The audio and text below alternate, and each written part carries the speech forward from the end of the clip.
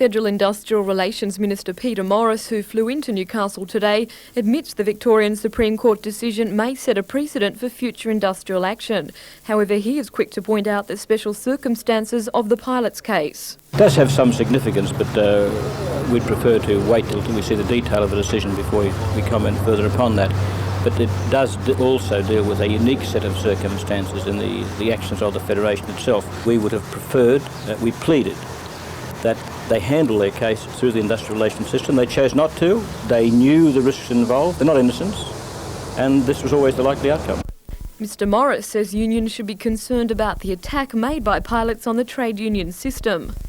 They set out to destroy the Accord, to destroy the existing industrial relations system, law, processes, the national wage system, the fairness of the wage system within which all other trade unionists and salary and wage earners have to operate.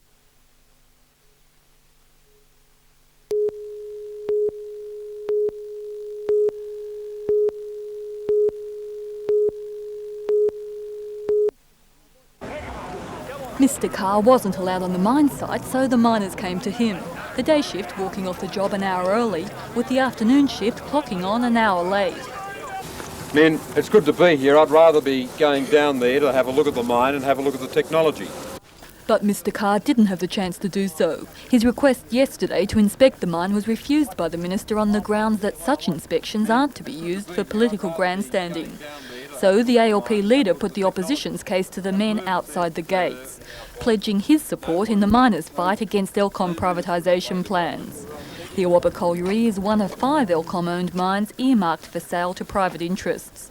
To the miners, the government's plans make little sense.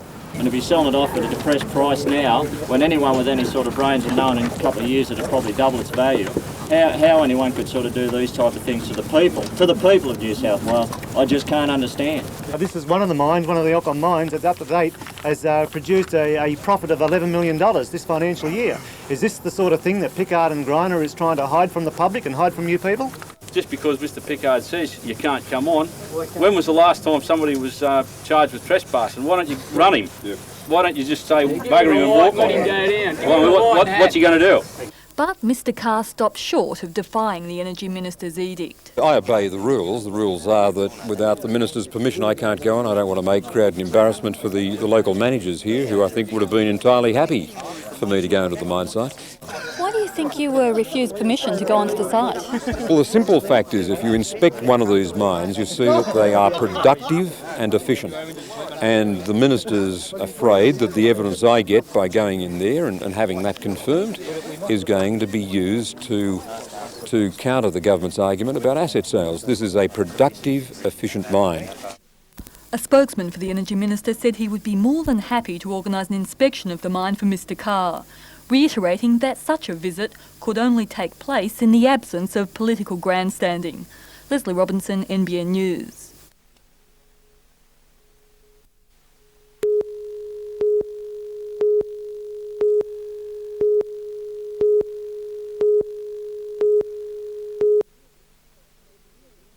It was at the intersection of the Pacific Highway and the New England Highway that the semi-trailer, which was travelling north, came around this corner onto the Hexham Bridge when suddenly its glass load shifted. It rolled and was only saved from crashing into the Hunter River by the bridge's railing. The truck's cabin was almost completely crushed, the driver coming within inches of death. Miraculously, he escaped with just a broken arm and has been taken to the Mater Hospital. The entire load of glass sheeting was smashed and the bridge has been blocked off until all debris is cleared. Meanwhile, traffic's been reduced to a crawl and is banked up for several kilometres at both bridge entries. Cars are being diverted onto the old Hexham Bridge, which has temporarily reverted to two-way traffic. Police estimate traffic should ease shortly.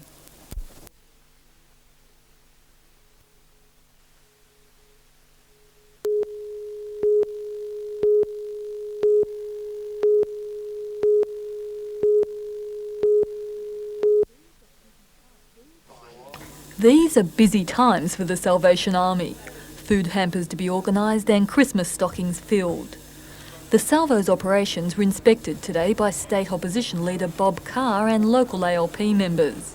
In the coming weeks, their offices will double as collection points for the Army's Christmas appeal. If this year is typical, donations of fluffy toys will outweigh everything else. But the Salvos hope the public's generosity will be extended to include older children. Our main age group that we have quite a few problems with is the 10 to 12-year-old children. It seems the community think more of the younger children in need of toys, and forget about the 10 to 12-year-old. Toys should arrive at the Salvation Army's headquarters within the next fortnight to reach this year's Christmas trees. Leslie Robinson, NBN News.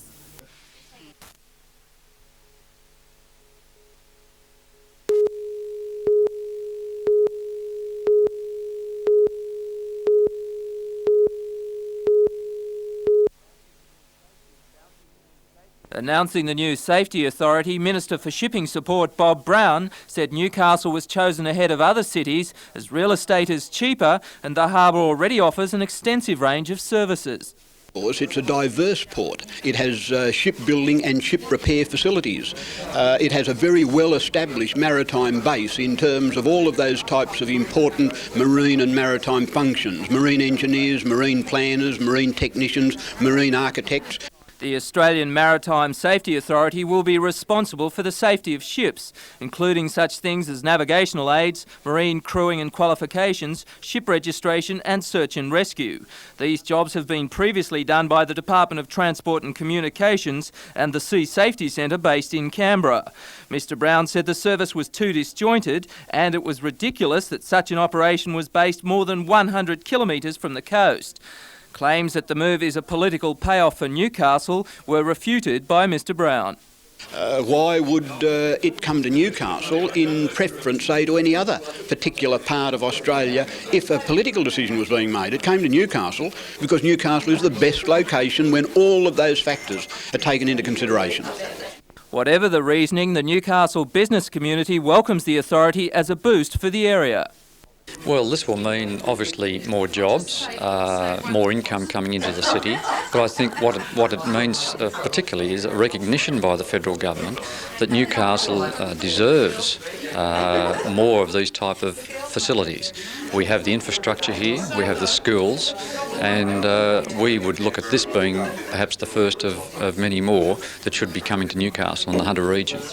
The government is now looking for 5,000 square metres of work and office space to house the authority. Staff should be employed within the next 6 months and it's expected operations will be up and running by this time next year. Peter Ryan, NBN News.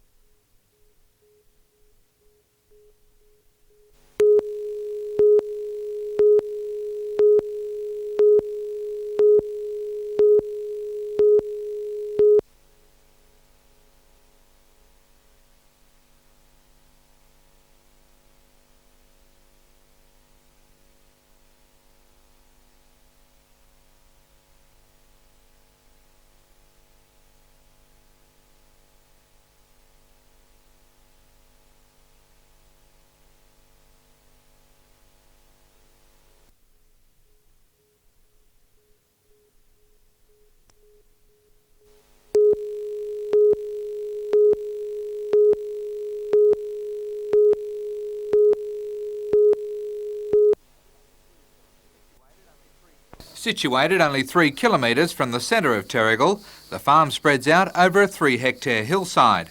In 1986, the company began exporting to the United States and Japan.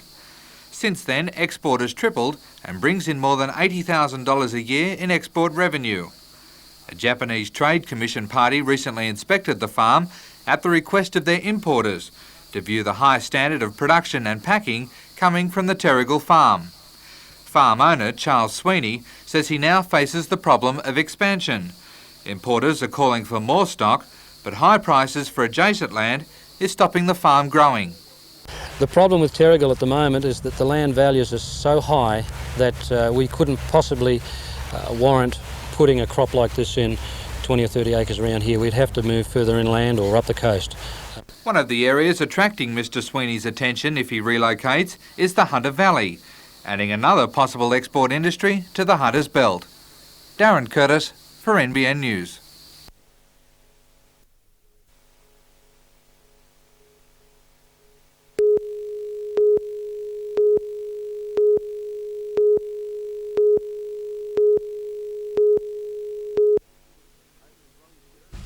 Openers Robbie Kerr and Peter Cantrell were the first to witness the indifferent bounce of the practice wickets, with Greg Ritchie's first delivery breaking at right angles. Paceman Craig McDermott and Dirk Tassilo were reduced to bowling slow after a series of rearing deliveries rocked the batsman. Captain Ritchie went to the crease and shortly afterwards called a halt to the batting practice as a matter of concern for the safety of his players. Queensland, who have threatened to win the Shield for the first time in the last few seasons, have made a great start to 89-90 and lead the table with 10 points from 3 games. We're very, very happy with the start we've made. Perhaps a little disappointed with the Victorian game. We felt we might have been able to push a little harder there for outright points, but we won last week on the road down in Tasmania, as you know, and we've had a good preparation pre-season and we're really looking forward to the match here against New South Wales. With 12 players that have represented their country at test level, the match between the Blues and the Maroons should be full of bright cricket. It's a real opportunity for the administrators to really put their marketing skills into practice, because if anyone couldn't get people to get to a game to see the likes of Rackerman and Lawson, the Steve Wars, the Mark Taylors play cricket, well, you know, it's pretty difficult to please the public. And there will be a touch of local interest as former Novocastrian Steve Story will line up for Queensland. Story left New South Wales in search of a state jumper and achieved his ambition this year. The 25-year-old scored 46 in his debut match and has impressed everyone with his bowling as well. And there's no remorse about lining up with Queensland against his former state in his hometown. None at all. I miss obviously Newcastle because it's where I come from originally from playing cricket. But Queensland's my state now and I'm enjoying it there, playing with a lot of good friends. As you were saying, you really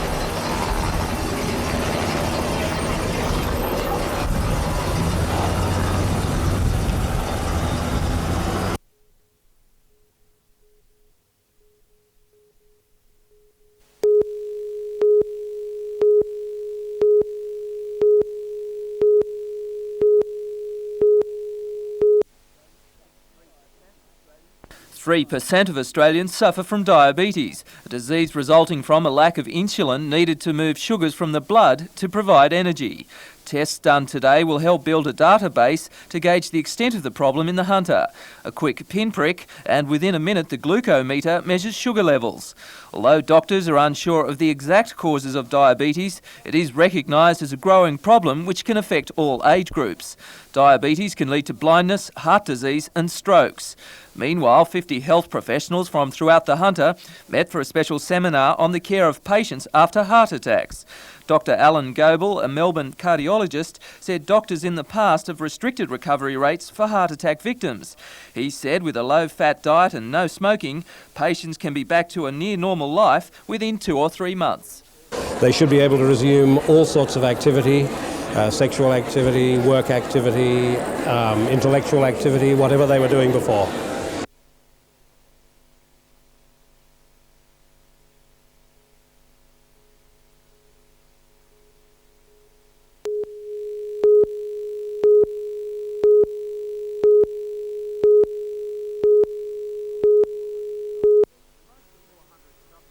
Close to 400 Stockton residents are expected at tonight's meeting to push for the reinstatement of a permanent police officer in the area. At present, officers work on a sliding shift that quite often leaves the station unattended. If police are required while the station is unattended, a car is dispatched from the Mayfield precinct, leaving many residents feeling insecure over the delay. That insecurity, according to one local resident, Barry Foster, is stopping people from venturing out at night.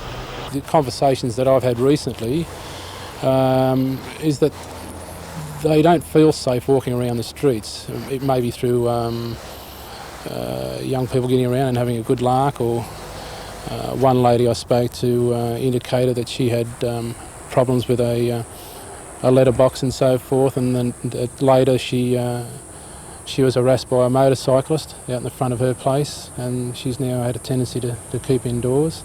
However, Mr Foster feels the reinstatement of a permanent police officer would work psychologically in restoring faith. But Mr Foster is also quick to point out that a full-time officer would not eliminate local crime or have prevented Lee's murder. I don't believe that what we're after, one officer to be residing in Stockton, would have prevented that. But I believe the presence of an officer in town would make the community more aware that there is someone available. A local charter company has donated a bus to collect and drop home elderly residents across the town for tonight's meeting. Darren Curtis for NBN News.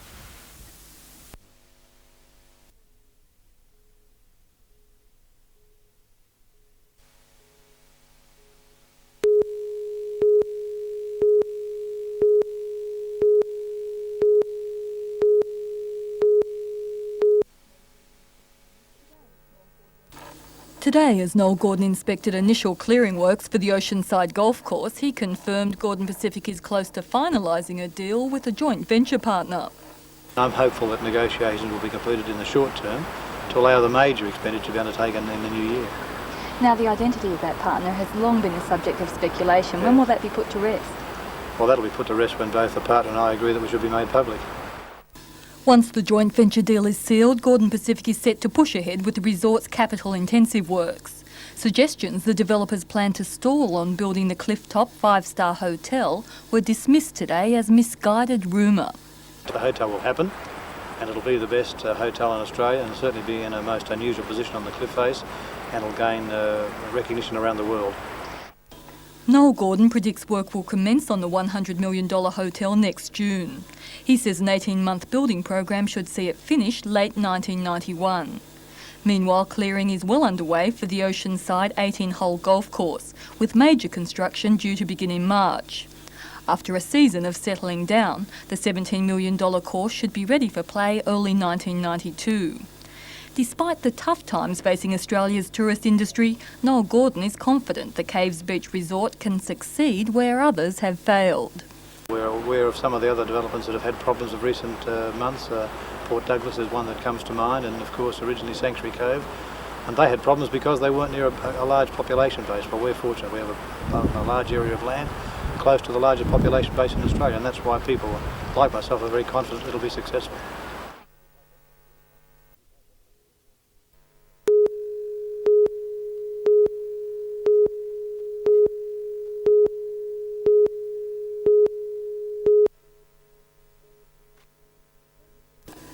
First the submarines, then the frigates, now the Australian Security Commission. Newcastle has lost out again. After reviewing submissions from 3 states, the Commission has chosen Victoria's Latrobe Valley as the site for its Information Processing Centre, a huge database destined to hold the records of Australia's 80,000 companies and generate hundreds of jobs. So why did New South Wales bid, led by Deputy Premier Wal Murray, fail? The answer to that depends on who you ask. The Australian Securities Commission itself says Victoria submitted the most comprehensive package of assistance, winning praise for operation support and technological innovation. The added sweetener incentives worth about $4 million, including a $2 million cash grant. Why do you think Newcastle wasn't chosen? I just don't think that the federal government thinks we're as politically sensitive as other parts of Australia, particularly Victoria, and I think we've been overlooked basically on that as the main reason. Why did Newcastle lose?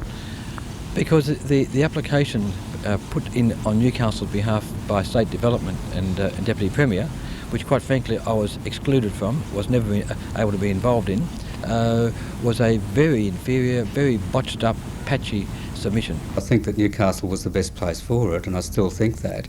I think that the Securities Commission has made a decision based on short-term gain, a short-term commercial advantage being the $2 million incentive package, as well as being able to be up and running marginally earlier, and I stress marginally, against a lot of long-term advantages of Newcastle. The whole affair has the potential to degenerate into a political mud fight, with attack and counter-attack from federal and state politicians. I'm absolutely certain there's politics involved. One wonders when you've got so much enthusiasm and so much support from people in Newcastle and people who want things to happen. We can't be wrong all the time. There's just no way in the world. We must have somebody out there deciding that we're second cab off the rank. The only politics that's been involved is the politics of a Liberal government and their clone George Keegan, trying to hold me responsible for their incompetence. But the bottom line remains. Newcastle must now find a new economic target to pursue. Leslie Robinson, NBN News.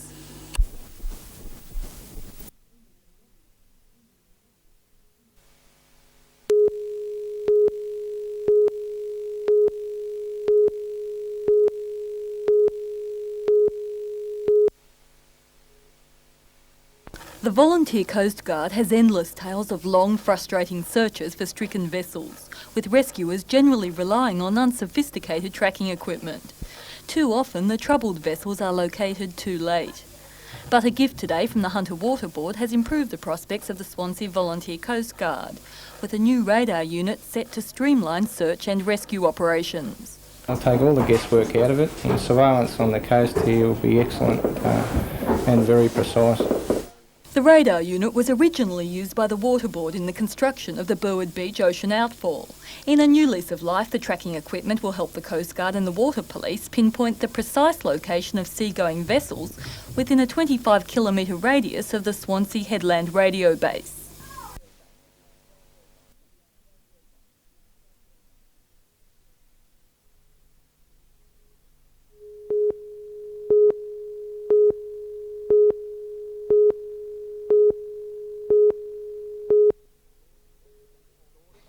It's thought an electrical fault sparked the fire. It quickly spread through the Fibro and Weatherboard building while a grandmother, daughter and infant boy slept. April Roberts woke in time to save the family. I heard the glass crackling and I woke up and I just looked up and seen the smoke. I grabbed Graham and then I just yelled out to Mum and run out the front door. Did you know that everybody was out safely? Yeah, once I got Mum, everyone was out.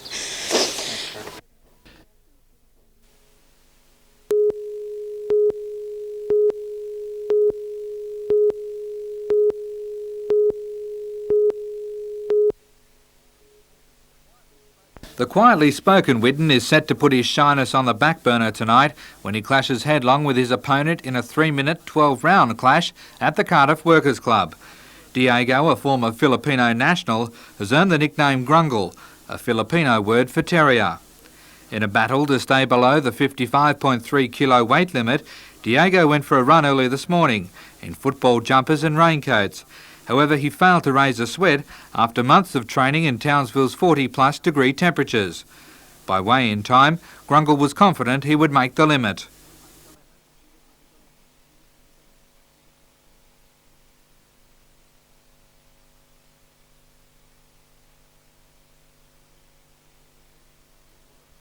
The Dora Creek kid easily made the weight, although he came in a fraction over Grungle. Al says he will be a lot heavier when he steps into the ring tonight. What will you do this afternoon? You've just done the weigh-in now, you've made it quite easily. What are you going to do for the rest of the day? Just relax, have a good food, but mainly just relax till tonight. What will you probably eat? Probably pasta. Pasta's high energy, anything with a lot of energy, your body uses it quickly. Al is the only boxer across the country who has offered to take on the Queenslander due to his impressive fight since landing in Australia 8 months ago. However, Al is no slouch and is keen to record his first national title. I don't usually make out a fight plan, I just take it as it comes. We get in the ring, we'll find out tonight.